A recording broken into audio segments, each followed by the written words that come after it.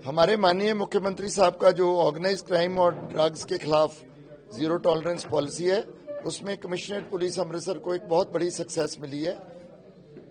4 आरोपी हमने गिरफ्तार किए हैं, 5वां जुवेनाइल है।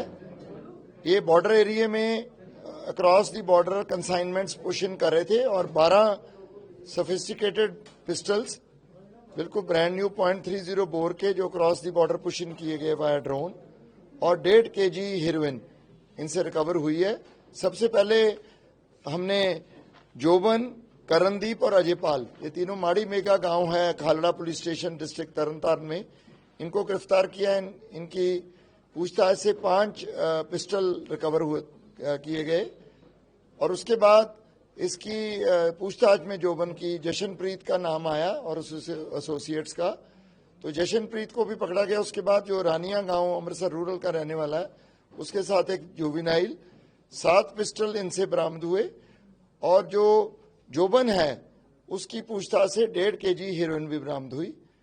ये सारा जो मैं समझता हूँ नेटवर्क सिंडिकेट है आर्म्स और ड्रग्स का, ये पाक बेस्ड स्मगलर्स और कुछ यूरोप बेस्ड हैंडलर्स के द्वारा इनको सारा हैंडल किया जा रहा था और पुशिंग की जा रही थी वाया ड्रोन्स, सारी कंसाइनमेंट्स।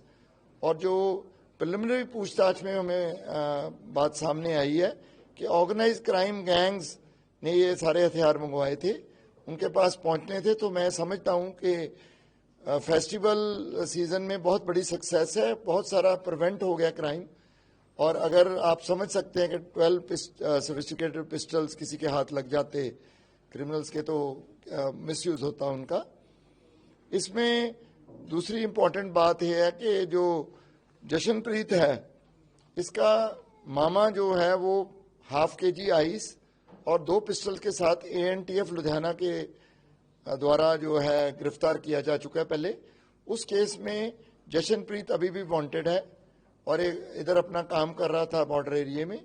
और इम्पॉर्टेंट बात यही आई है कि दोनों जो मॉड्यूल हैं, चाहे वो तरनतारन सेक्टर का है या रनिया सेक्टर का है, इनके गांव बिल्कुल इंटरनेशनल बॉर्डर के पास हैं और कॉमन फैक्टर पाक स्मगलर्स हैं इसमें।